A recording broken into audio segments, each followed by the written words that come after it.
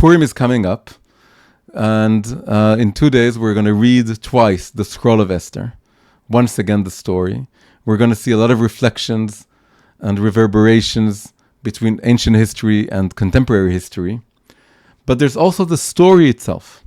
And the story itself is the story of a divinely ordained and guided story of redemption, in which God's presence is not clearly seen. There's no divine intervention. More than that, God is never mentioned at all in the whole Scroll of Esther. He is hidden in a very profound way, but he is revealed through the various elements that come into play in this apparently mundane, his chronology of events. There's a chronology of events that appear to be sometimes arbitrary, sometimes one is just a consequence of the other one. But as they all come together and intermesh, we see the divine revelation gradually surfacing. And it's up to us to put the pieces together and see what's going on, to see that the miracle is now being is integrated into the natural happenings of things. And so this is something we need to look at. Now, what I want to do now is I have a presentation that I prepared. There was a major class in Hebrew, I gave it. And now I translated the main elements of it. And I want to share it with you and show you some very amazing things that are hidden in the story that I never noticed until this very year, when I started, rereading as we do every year the scroll and trying to look for something new. Most of this took shape before the war began. It was last week, but I hopefully will find some connections to what we're doing. When I publicized this class, one of the questions I posed was, what can little old me do about this war? Because this war, none of us are either generals or soldiers, and we're just sitting at home watching the news. Here in Israel, many of us are in their safe rooms every once in a while, rushing there, and we're very passive. And we find that we are unable to affect the larger narrative of history, of the world. We're just passive observers. And the interesting thing about this is that Esther too was a passive observant for the first half of the scroll.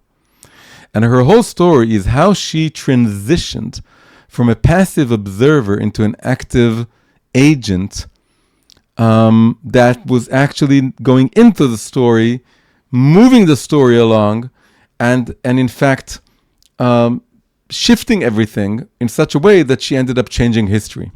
So hopefully the inspiration that we can get out of this is that each one of us is a very, very private individual living their private life somewhere and trying to get by and trying to make sense of this war and what's happening with it and how it's going to end up.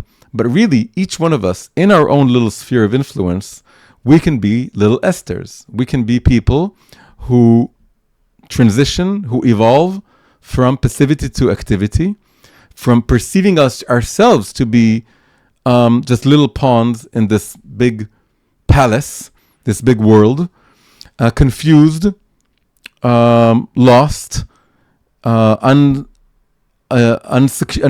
of themselves, and then to discover, hopefully like her, that we do have a way of influencing, even if we don't know exactly how it's going to unfold, what we're going to do. We're not so sure of ourselves. So, without further ado, I'm going to... Oi!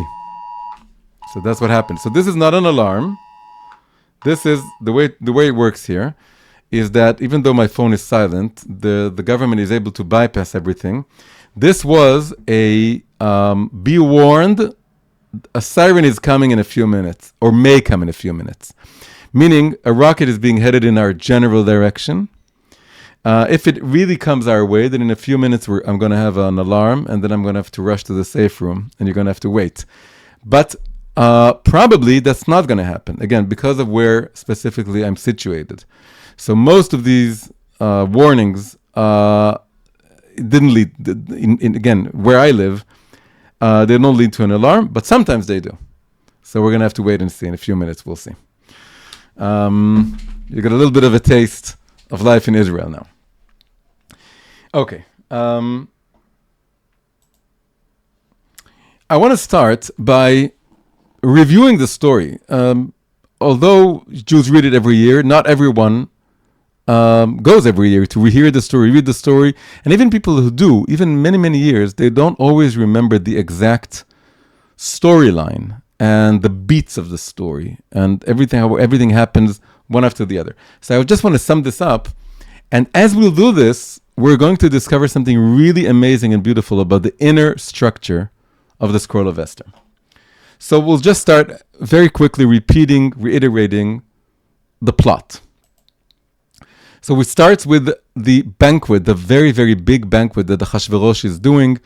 It's 180 days, half a year, to celebrate him coming into power. When that is over, he does yet another smaller banquet, 7 days, just for the capital city of Shushan. And it ends up leading to him basically dethroning his wife Vashti, because he wanted Vashti to come and present herself to everyone else, and she refused. So this leads to her being pushed away. The Jews are not part of the story. It's unclear what it's doing in the Bible at this point. We just have this very detailed description of a very lavish lifestyle of the palace.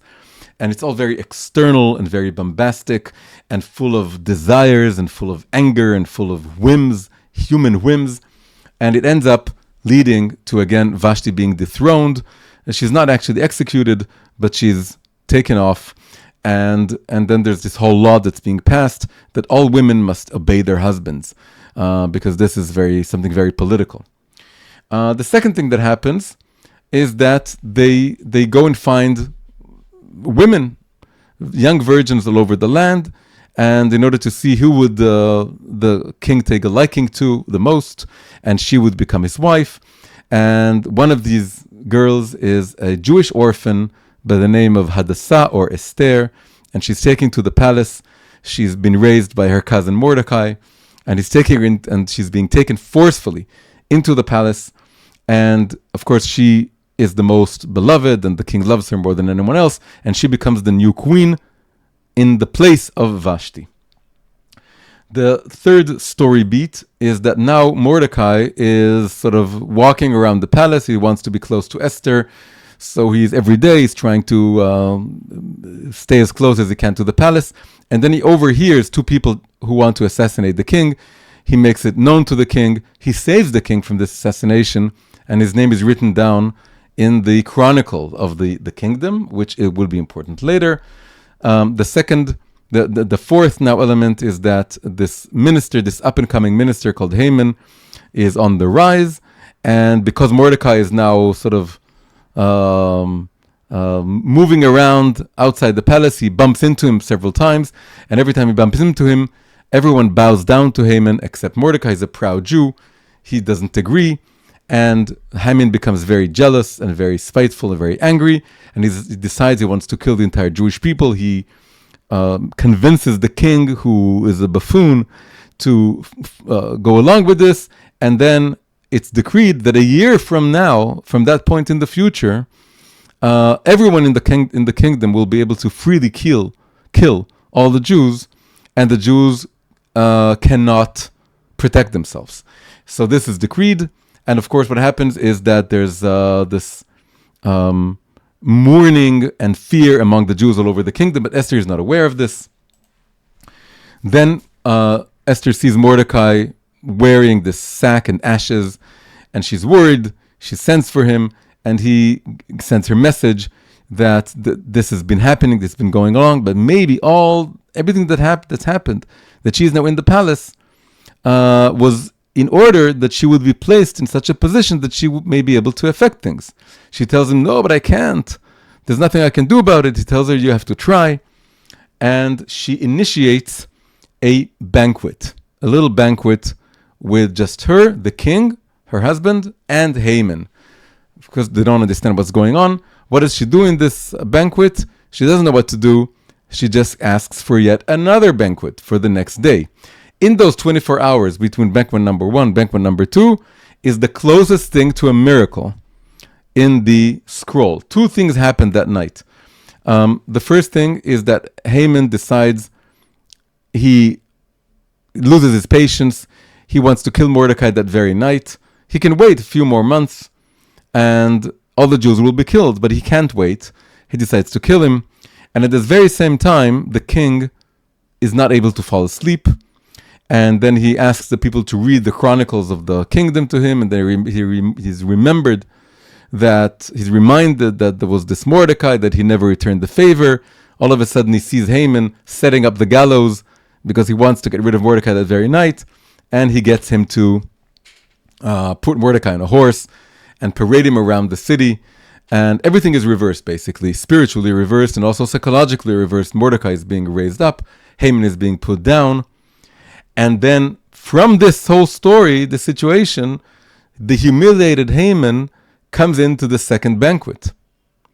And now Esther is able to pluck up the courage to say, this Haman decreed that all the Jews should be persecuted. Now she feels secure enough to say this. And Achashverosh decrees that Haman should be hanged on his own gallows. And then Esther pleads to the king to cancel Haman's decree, which is that all Jews will be killed. And he tells her that's impossible because you can't take away what's been signed with the ring of the king, cannot be canceled. So then she asks, so what can we do? And she realizes we can order yet another decree that now Jews can defend themselves. The war is now inevitable. It's going to happen. There's nothing to do about it. The only thing you can do is that now you can tell the Jews you can start learning to use weapons and protect yourselves, and then there's going to be a fair and square war with both sides being able to fight. And then the war takes place and the Jews win. And among other things, all of Haman's sons are also hanged. He has 10 sons. He himself has already been hung on that night of the second banquet, but now his sons also. And then the final element in the very final chapters is that the festival of Purim is established. Okay? Now, in order to discover the inner structure, the hidden structure within this, we're going to have to zoom out a little bit, and we're going to take the final element of establishing Purim, and we're going to break it down into 3 steps, because that's what happens in the scroll. If you carefully read it, at the very end, the establishment of Purim takes place in 3 different steps. And then we're going to see this amazing inner structure that's hiding in the Scroll of Esther. So the first is that Mordecai sends a letter to all the kingdom saying that the very next year we need to celebrate these days. On the 14th day of Adar, we need to celebrate Purim on most of the kingdom, and on the 15th day, we need to celebrate on Shushan. Today, that's in particular cities in Israel, Jerusalem, Tzfat, and some others, and because these are the days that the war ended. The next year, Esther sends a letter, and she establishes the holiday as something permanent. This is called in the Talmud, kitvuni ledorot. Write me to the following generations. Make my story the permanent story that's being told, not just a single year holiday, but something that's established every year. And the scroll is finalized. The writing of the scroll, everything, the details that we know, the version that we have, was finalized in the second year following Esther's letter. And then the very, very final chapter, chapter 10 of the scroll, is a very tiny chapter. Esther is not mentioned. It just talks about Mordecai becoming the second to the king and rising to power and being very much appreciated by the Jews. Why did we zoom into this little final thing and notice these 3 elements? Because then we end up with something very, very incredible. We now have 13 steps, 13 beats to the plot. Now, 13 is an odd number. If there's an odd number, we can pinpoint the central element. A central element is this: the king's insomnia, the closest thing to a miracle. When we read the Scroll of Esther, when we get to the words, Balayla hu nadeda shnat hamelech, on that night, the king's sleep was taken away from him, was wandered away from him. It's a very beautiful sort of Hebrew idiom, that the sleep wandered away from him. That's what we say, nadeda shnat hamelech, it went somewhere, left him. And then the person reading the scroll raises his voice. Why?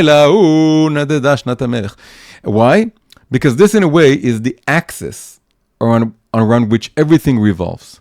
This is the turning point. Everything switches here.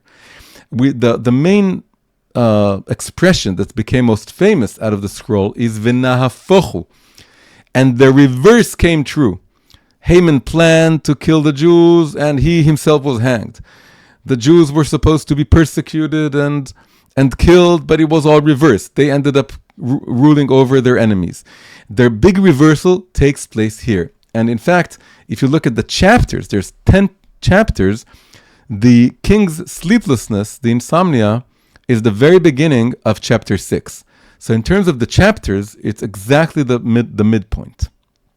Not necessarily the verses, but the way the chapters are split up. This is the beginning of chapter 6, the beginning of the second half. Now, why is this interesting? Because now we have some very interesting sort of numbers here. We have 13 steps. The seventh one, 7th from each direction, 7th from the beginning, and 7th from the end, because 7 is the midpoint of 13. This is a bit like 6 weekdays, and then Shabbat, and then 6 more weekdays, right? That's the most basic model in Judaism of how we experience time. We have 6 days, then we have Shabbat, then we have 6 more days. And in a way, Shabbat, we can think of it as the end of the week, but also as the midpoint of our lives. It's the central element of what Jews are all about. For 6 days, we dream of the next Shabbat, and over the next 6 days, we sort of get our strength from the previous Shabbat, right? So this is the Shabbat point here.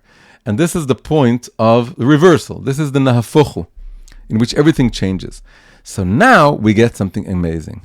We see that we have really 6 circles that are being closed, that are coming full circle.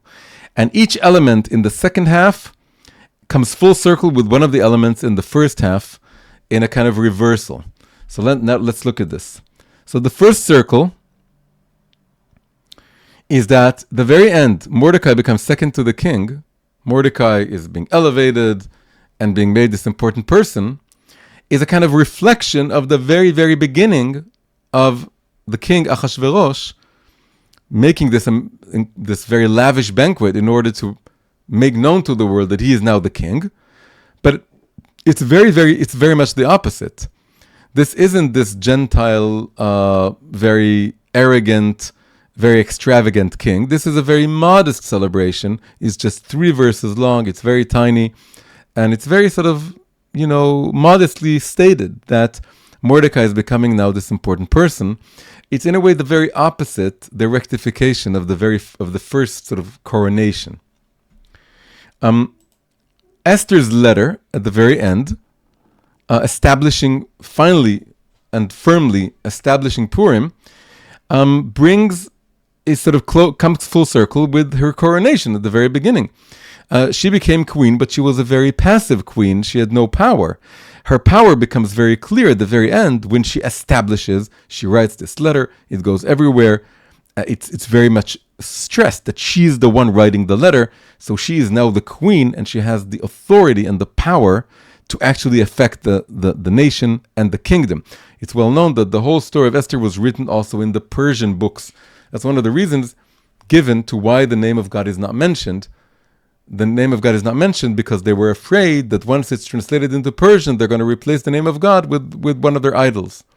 So that's like a very simple, straightforward explanation for why the name of God doesn't appear. So Esther is able to influence the entire empire, and this is a direct result of her coronation. But before, the coronation was just empty, and now it has substance. Mordecai's foiled assassination, Mordecai foiling the assassination of the king, ends up leading to him having his own authority to write his letter. Right? It's a beautiful step-by-step again reflection of the first half. Him writing the letter is his authority. Where did it all come from? It all started when he paid attention and notified the king and was loyal to the kingdom, and so this pays off. Right? The second half is the payoff of the first half. This now it becomes even clearer and more pronounced. The hanging of Haman's sons is a reflection and a closing of the circle of Haman's decree that all the Jewish nation should be destroyed. He didn't just hate Mordecai, he wanted to punish all of Mordecai's extended family, the Jewish people. So it ended up that his own family would be killed. So it's once again, the one reflects the other. He wanted to kill all the Jews, and his own family died as a consequence later on in the story.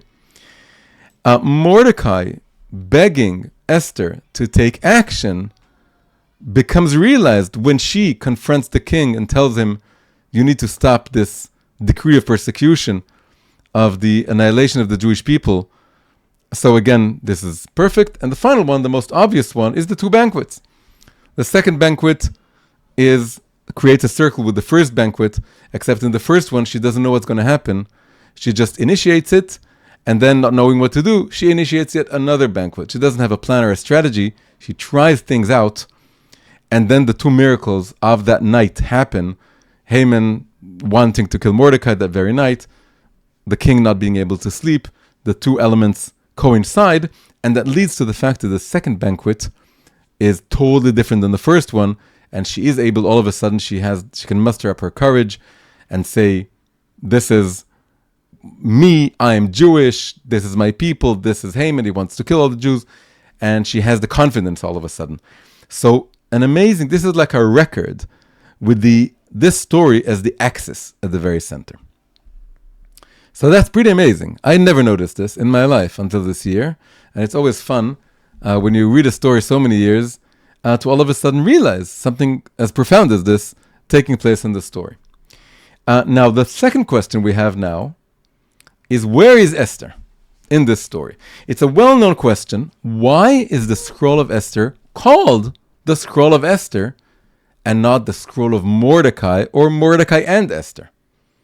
Not so obvious. If you look at the story from beginning to end, Mordecai is mentioned before Esther.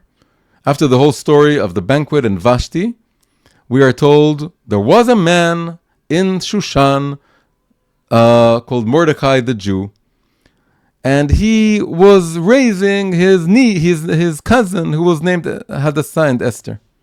So it starts with him. He appears to be the protagonist. He's presented as the protagonist. And then if you go all the way to the very end, he bookends the whole story. The whole story ends with Mordecai. Esther is not mentioned in the very final chapter. So if you look at the beginning, well, the very, very beginning is about the king and his banquet, but that's just like a prologue in a way. And then we have Mordecai being introduced as the protagonist, and then he has this cousin, and she comes into the palace.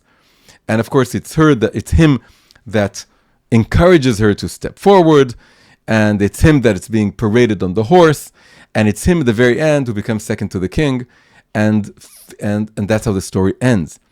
So why is the story called the Scroll of Esther? Why did it end up being called this way? And why is it that that's how we refer to this day, the Scroll of Esther? So if we look at where she's mentioned, it's 3 out of the 6 circles. It's these circles. So the first one is really the second circle, going from the outside in. It's the second one. She comes in after the first circle, but also after Mordecai within the circle, the second circle. She's mentioned afterwards. She comes in, again, a very, very passive pawn. She's being told what to do. She's being pushed around. She's being taken. She hides her own identity. She doesn't say anything. She doesn't do anything. And at the very, very end, we have her writing the letter and saying, establish me for future generations, and this is the scroll. And in a way, this is when the scroll becomes being called after her. So that's just the beginning of the story. She's very, very passive and doesn't influence anything. And at the very end, she does exert influence on the kingdom. But where it really gets interesting is the other two circles, which are the most internal circles. The very axis at the very center, the king's insomnia and Haman's impatience, this is the divine center of the story. In a way, this is God's doing. God is the axis of the story. The closest thing to divine intervention is what's going on that night. It's the closest thing to a miracle.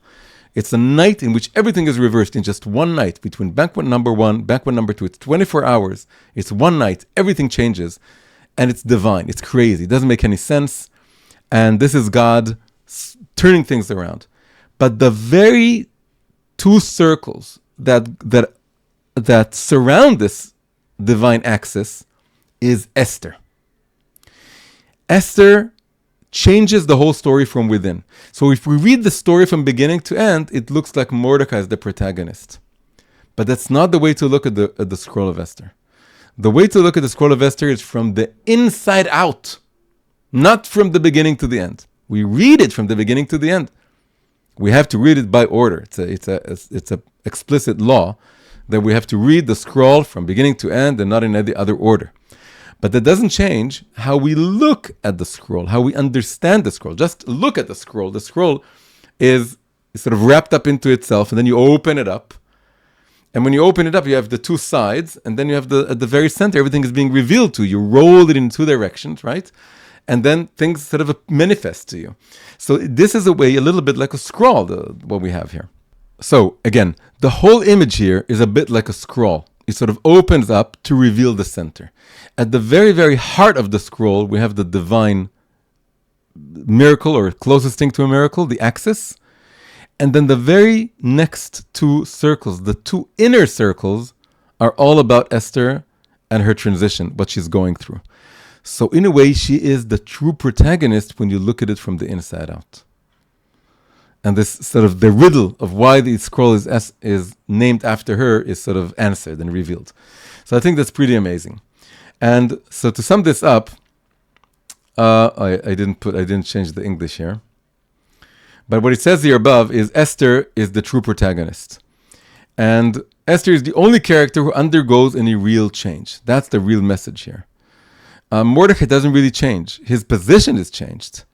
Haman also doesn't change because he never acknowledges that he was wrong, and he's just hanged. Just like we're not waiting for Ali Khamenei to ask for forgiveness, we're not asking anything. We just want him out of the story.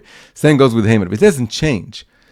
The king is also this buffoon. He realizes he becomes from totally clueless to a little bit less clueless. But it doesn't go a major psychological, he doesn't have an arc, right? Esther is the only character in the scroll that has a character arc in which she changes. And it goes through those 4 steps that form the inner two circles.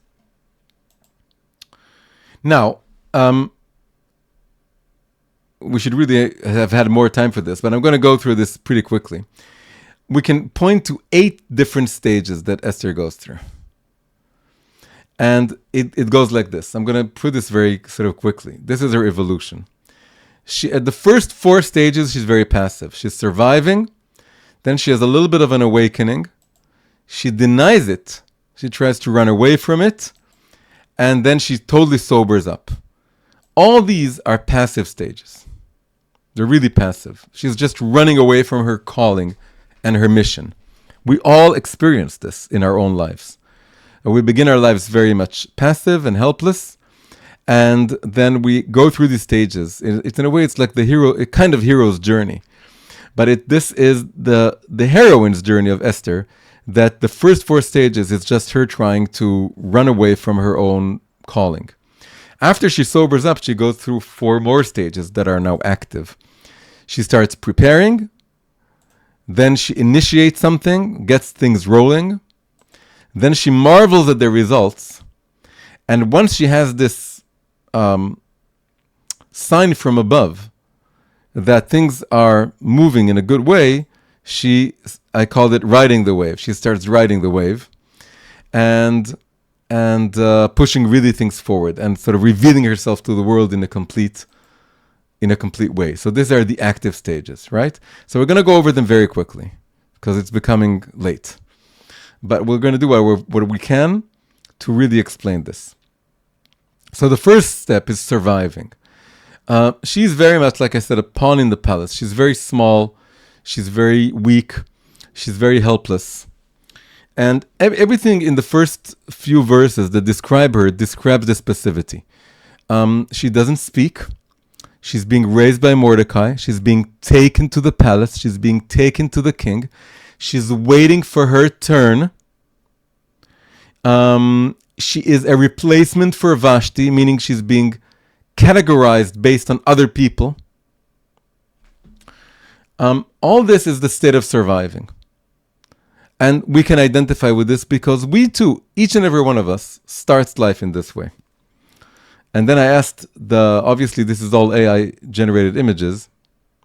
So I asked the AI to generate the same composition, but this time for the modern person. And I got this with, I gave it some prompts. I told the AI I want it to be now in a world of technology and consumerism and a lot of apps but use the exact same composition. And I got this result. It's very nice. So we're not much different. We're in the same situation that we find ourselves being raised by other people, being told what to do. He tells her what to do, hiding who we are. He tells her, don't tell you're Jewish. Don't tell them who you are. She just wants to survive. She just wants to survive in the palace and make it out alive in some way. She doesn't want to be noticed. She doesn't want to be to have any attention drawn to her. She doesn't want to take any risks, any chances. Just make it in the world somehow and hope to make it to the other end of life in one piece. That's basically what she's all about.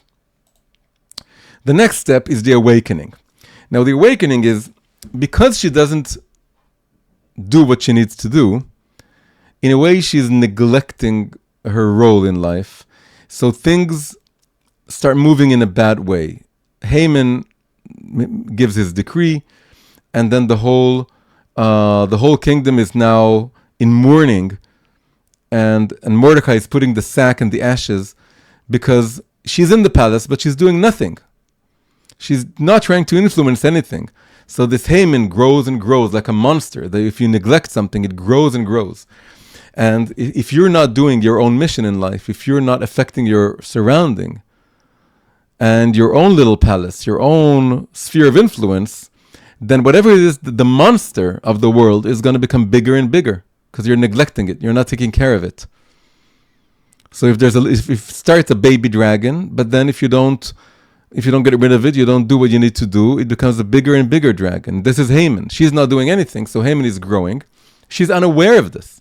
She is so cocooned, so sheltered. She's unaware that throughout the kingdom, the Jews are in a state of fear of what may happen. When does she wake up? When it gets personal. When she sees Mordecai, specifically him, with the sack and the ashes, then it touches her.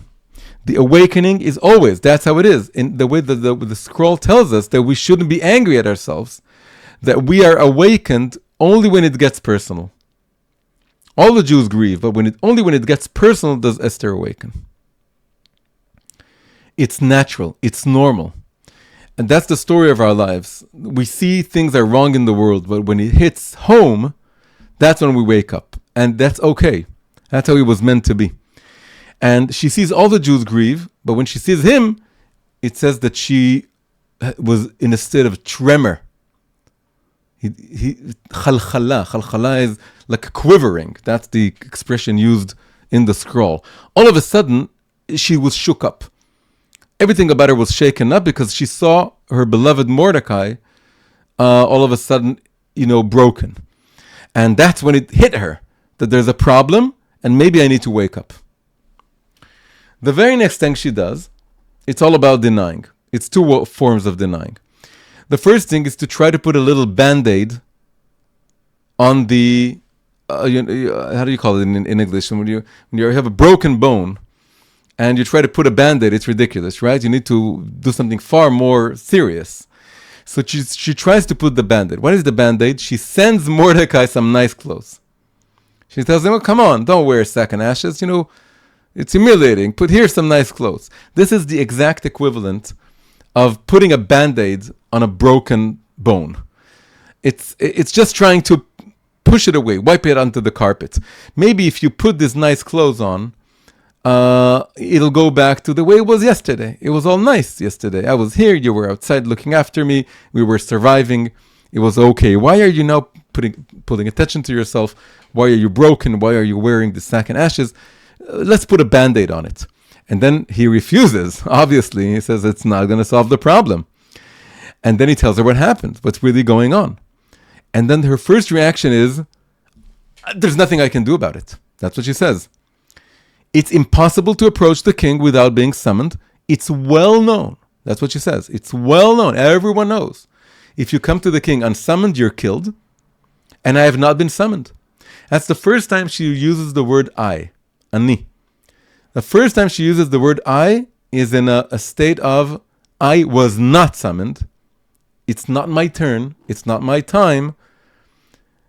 Don't count on me. I cannot do anything.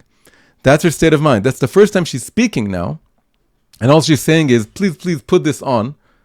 Let's rub it. Let's wipe it away. Let's pretend nothing's happening. And then when he tells her you can't pretend, she says, but don't look at me. What can I do? I can't do anything. It's well known that no one can do anything. I'm just going to get myself killed. So this is denial. This is the denial stage. She tries to put on a band-aid, but then assumes she can't help. Then comes the fourth step, which is the last one of the passive chapter of her life, because that's the sobering up. The sobering up is Mordecai tells her basically 5 things. And this is what he tells her. So we're going over one by one. First he says, do not imagine that you of all the Jews will escape with your life by being in the king's palace. What is this? What is he basically telling her? He's telling her, don't imagine that this doesn't bear on you. You are part of the Jewish people, whether you want to. That's another warning sign. Another one. You see, nothing happened with the first one. We didn't get an alarm. Hopefully, same will be here. Don't imagine that this doesn't bear on you. You have to totally wake up, sober up, and realize that you are not nothing, and you have your own reality, and you need to look after everyone, but including yourself. You are part of the story. You cannot escape the story and your role in the story. You have a role here, and you have to wake up to it. And then he says the next lesson that he gives her, or sobering message, is the word if. If you keep silent in this crisis. What's so dramatic about the word if? In the beginning of the story, he commands her to not say who she is. He commands her to be silent. Now he's telling her, if you wish, you can remain silent or you cannot remain silent. But now he's not commanding anymore. He's suggesting. He's giving her a piece of advice. Why? Because she's not a child anymore. The whole story is the story of Esther individuating, maturing into an active agent in the world. And again, it's all of us. That's why I put the first 2 slides of Esther in the palace and our own little selves in the modern world. Each one of us has to go through these stages. We're first just surviving, and then there's a little bit of an awakening when it gets personal, then we're trying to run away from it, and then we're told you can't run away from it. And one of the things we're told is, but now it's not going to be easy. It's not going to be me commanding you. It's not going to be someone laying out the plan for you. It's not going to be someone telling you exactly what to do, how to do it. You have to choose to do it. It's your choice. It has to be you. Because when it gets to the mature stage of us being agents in the world, then the whole point is that we are agents, that we have to wake ourselves up and choose to act and choose to be present in the world as active agents. So the if here is very important. And it tells us you can remain silent. Now you have free will. You're an adult. You're mature. You have a choice. And then comes the third message. He tells her, if you keep silent in this crisis, relief and deliverance will come to the Jews from another quarter, from another place. This is the very profound message here. People don't like it today. And the whole culture of sort of coaching and, telling you a self-empowerment is telling everyone you're so amazing and important and special and the world can't be without you. And the day you were born is the day God decided the world can't, exist without you. And you're so priceless and irreplaceable and so amazing. This is a very opposite message. And it's a very important message to remember. You are replaceable. You are replaceable. Don't imagine you are not. This appears to be disheartening and weakening, but it isn't. It's just to put the ego out of it, to deflate the ego. We know from the world of theater and movies that if an actor becomes too much of a prima donna, too much self-centered, too much egocentric, too much demands like a too higher salary or has too crazy demands, and why? Because he's the biggest star. Everyone loves the star. We know that ultimately the production, if he pushes it too far, they'll kick him out. They'll find a replacement. They can find another actor. They're going to make it. The franchise, the series, the movie isn't going to collapse because of the actor. Everyone has a replacement actor. And this is important to remember so that we don't think that the whole salvation of the world, it depends on us. That we don't have a Messiah complex. This is to inoculate us from the Messiah complex. Not everything is on you. It doesn't all depend on you. Now, if we would stop here, it would be a little bit, maybe humiliating or disheartening, or maybe it would put us too much down. But then comes the fourth message. The fourth message is,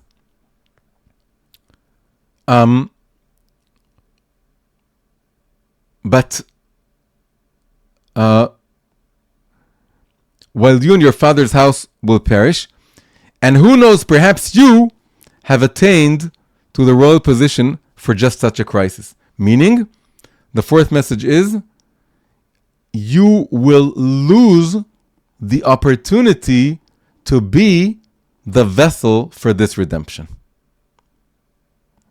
When he says, you and your father's house will perish, the word here in Hebrew is lose. You will be lost. And it can also be read as you will lose your opportunity to do your mission, to do your calling. Okay, so what's the idea? The idea is that it doesn't all depend on you.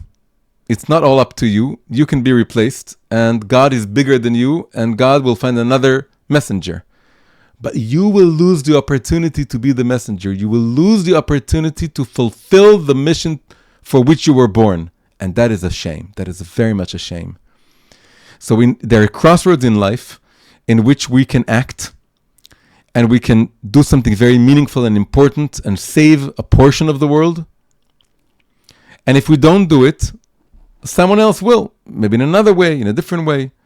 But we will have missed the opportunity to be the people carrying this mission into the world, bringing this mission into the world. So for your sake, you need to act. God will find a way if you don't. But if for your sake, you're going to lose your opportunity. So don't miss that chance out. It's your choice. It all depends on the if. That's the third advice is if. Sorry, the second is the advice is if, and the second one is deflating the ego or the Messiah complex. And then the fourth one is telling you, but you will miss your chance to be the person doing this. And then the final message, probably the most beautiful one, is everything that happened in your life so far led you to this. was a preparation for this moment. Everything you went through in life, everything you did, everything you underwent, the good and the bad, you had some very bad cards dealt to you, you were orphaned. You had some good cards dealt to you, you were beautiful.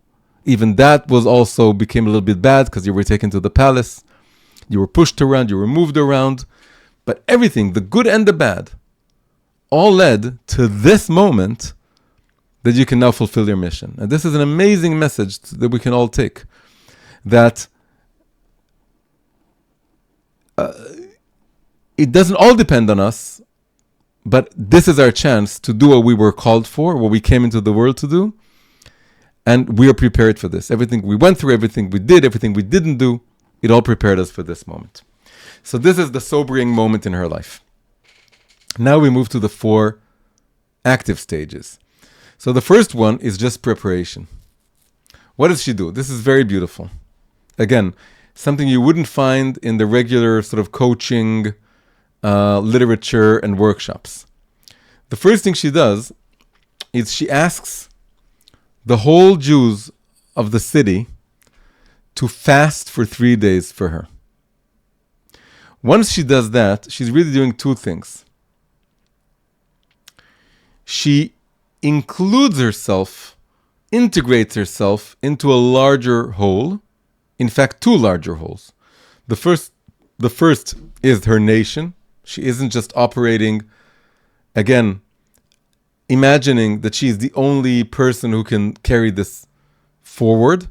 She's saying, I need for whatever it is that I'm doing to be in the name of the nation. It needs to be, I'm not just an individualist trying to have my own hero's journey of individuation. It's the opposite of individuation. In order for individuation not to lead into a kind of egocentric individualism, I need to acknowledge that I'm not alone in the world. I'm part of a nation. I'm part of a family of souls. I'm part of a wider mission. I'm working for and with other people, and I need them with me. I need their support. So that's one circle, wider circle that she's connecting herself to, and it elevates her. And the even wider circle is, of course, what is she asking them? Not just to help her or support her, but to fast. Fasting is really saying, praying, asking God for help. Meaning the wider circle, and this is an allusion to God without mentioning God, they're fasting, because what is fast? What is fasting? Fasting means asking God for help. And so she's connecting to God also. So before she starts acting, she acknowledges that she can't do it on her own. She needs the support of the nation, and she needs the support of God. And we all do. And this is a very, very, precious element here. She can't, that's the first active thing she does, is not really fully active, because she doesn't really act yet. But what she does is basically saying, I need to pray, and I need to connect myself to my nation, to my fellow souls on this journey, on this mission of bringing God into the world. And we're all doing this together, really. And I'm coming as their messenger. And this empowers you in a much, much higher way, in a much purer way than saying, what is my mission? What is my goal? How am I going to achieve it? And which makes it all about me and all about, my story, my journey, my coming into the world, my being revealed into the world. No, I just want to represent this nation that's far older than me, that's far bigger than me. It came into being, hundreds, thousands of years ago, and now and it's going into this distant future, and I'm just a little part of this wider thing. And of course, without God's help, it's impossible. I'm hoping that before Netanyahu, pressed whatever button he had to press on Shabbat morning, that he did this. I don't know if he did, but in as much as this can really be successful, whatever it is we're doing, we need to remember at that moment that we are operating in the name of the wider Israel, but not just in the name of the wider Israel, also in the name of God. We need God's help and God's blessing and so on. So this is the preparation stage. The next one is the initiation one. This is the most, I think, interesting stage of all stages, to be honest, because what she's doing here testifies to the fact that she doesn't have a strategy.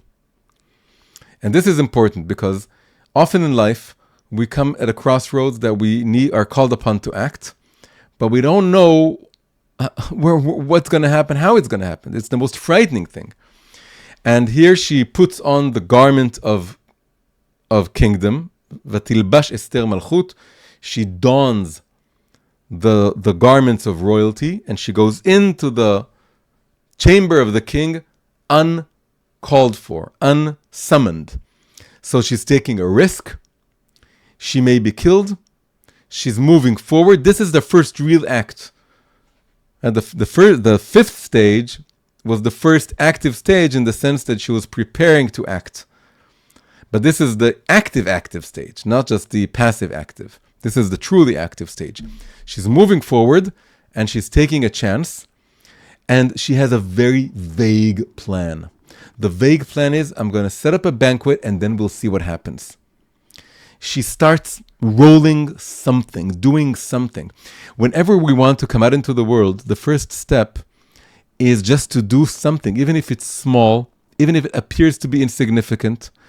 We try things out. You know, in business, there's something called the MVP. MVP is a minimum viable product, right? When you're a startup and you're a business, you want to do something, you have to start with something. So you start with something minimal, the minimal viable product.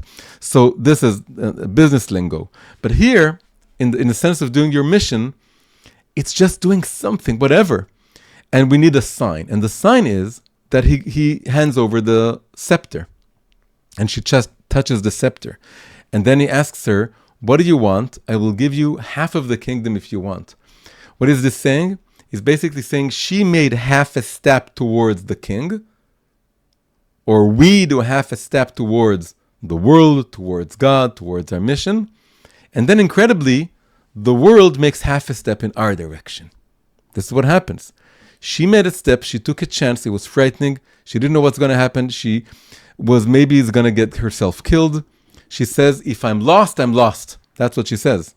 Kasher avadeti, avadeti. And we read it with the same music incantation, not incantation, what's the word? Cantillation. The cantillation sound of reading the scroll of Eicha on the 9th day of Av, the day of mourning.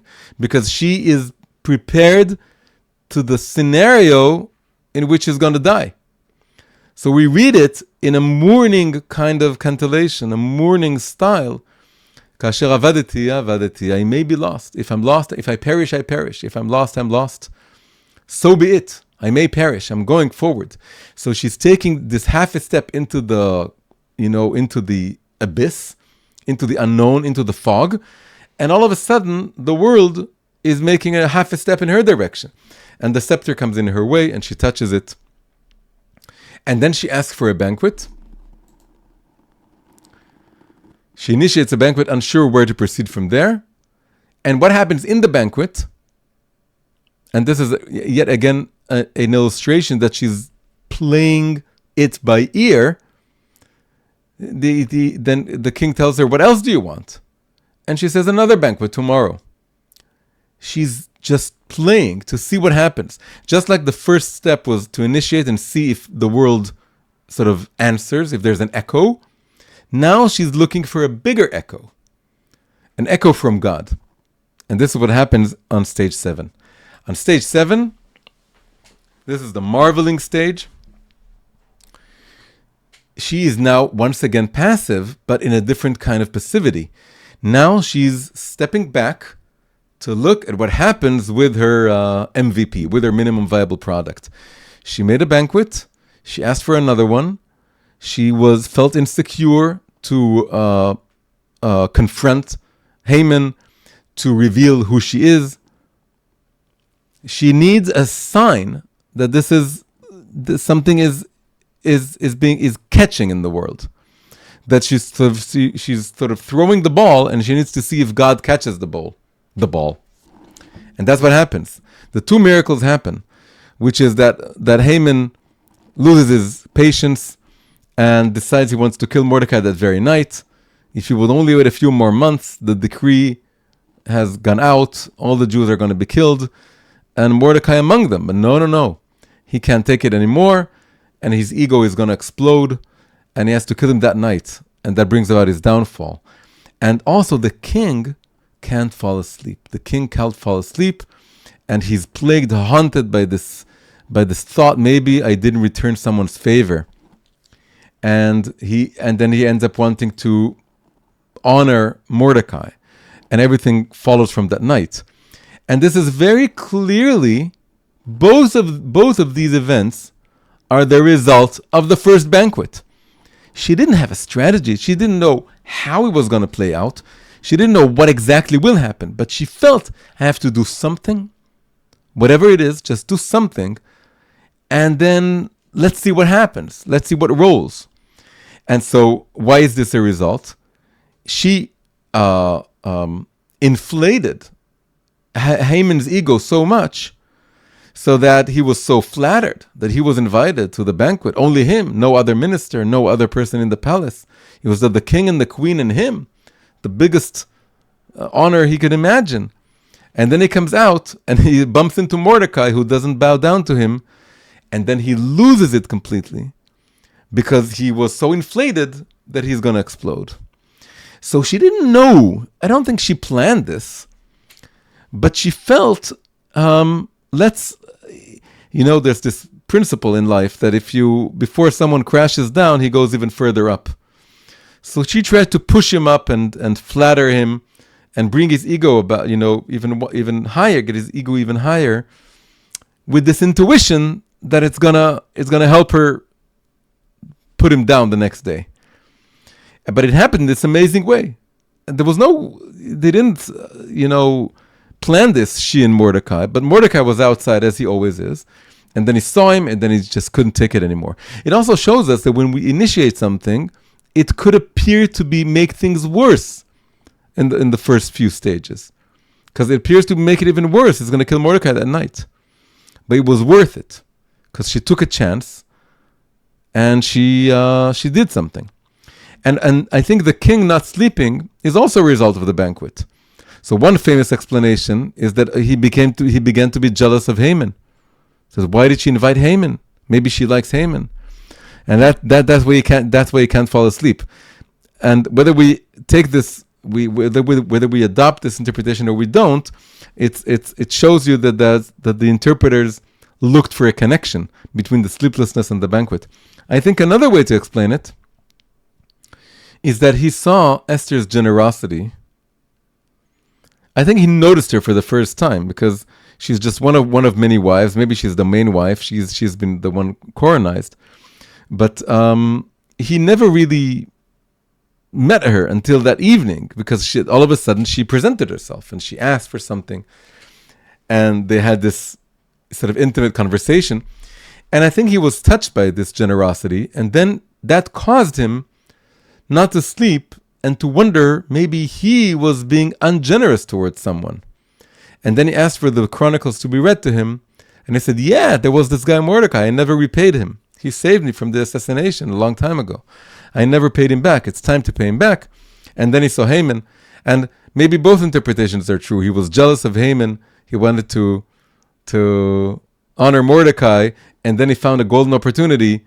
Here's Haman, and let's have Haman, in a very humiliating way, parade Mordecai around town.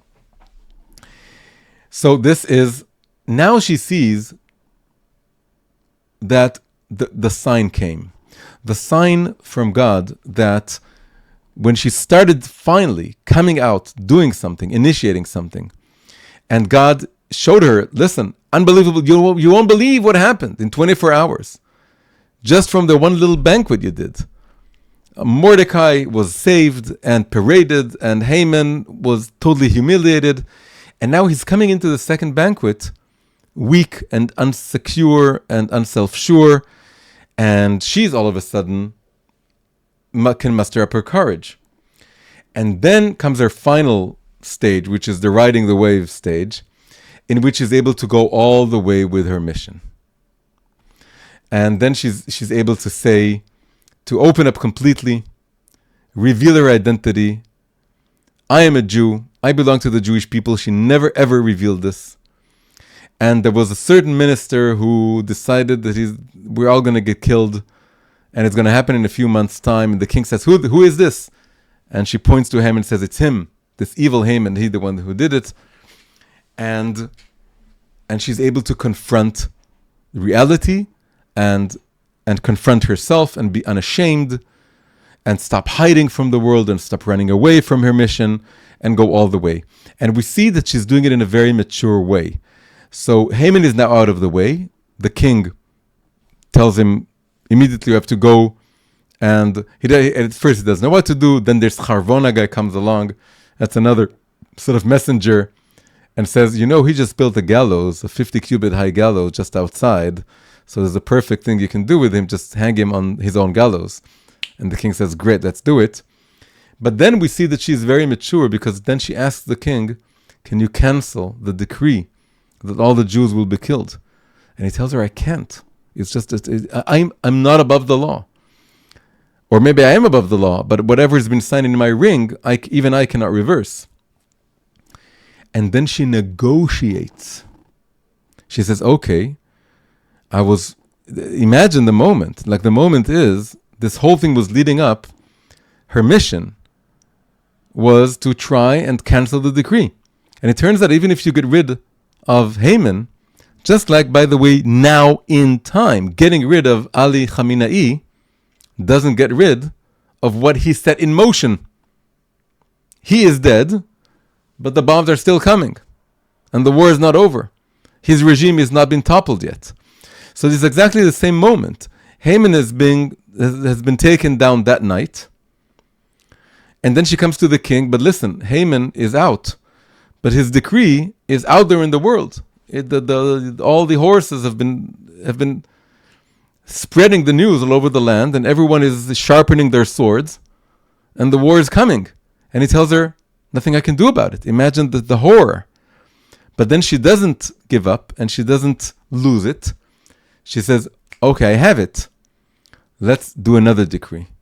Let's have the Jews that they would be given permission that they can protect, they can defend themselves, and they can fight back, and they can have their own swords to sharpen, and then at least it'll be a chance. And that's what she does. And this is beautiful, because we see now that she is out of the black and white immature thinking of, I cannot do anything, I cannot change anything. And the most beautiful and amazing full circle element here is that in the very beginning of the scroll, when she comes into the palace, we are told that she asked nothing. Lo biksha davar. She didn't have any request. She asked for nothing. It's very clearly said. Lo biksha davar. And at the very end, she tells to the king, I have a request. I have a request. I have a bakasha. I save my people. And then he tells her, I can't. And then she says, okay, let's negotiate till we find a solution. And she finds a solution. So this is an amazing sort of model. We can call it the Esther method of finding our mission and overcoming the barriers that we have in our mission, each in our own private circle, a sphere of influence. How do we evolve and mature and grow from passive pawns who don't believe in themselves or in their mission into a person who is able to change their surroundings, change the world, realize our mission, our calling in life, but not to do so from a kind of egocentric or ego-filled position. So this is like a coaching method, but also an anti-coaching method. It's a coaching method because it's all about not being afraid of going out there and fulfilling what it is that we came into the world to do. But it's also an anti-coaching method because it tells us that we're replaceable, that we cannot do it without incorporating ourselves into the wider sphere of the nation and God and asking it for help. And also that we need a constant sort of back and forth with God and with the world, trying things out, seeing what happens, trying things even more, seeing what happens, getting a sign, listening to the divine providence. The whole scroll is about listening to the divine providence of there are constant signs that God is present, even if He's not present in a revealed way. Hi everyone, thanks for tuning in. A big shout out goes to my Patreon supporters for making this episode possible. If you enjoyed it, please hit like and subscribe. And if you want to hear more, you're welcome to join our live Sunday classes, which include an open Q&A session. You can check out the details in the link below. See you in the next episode.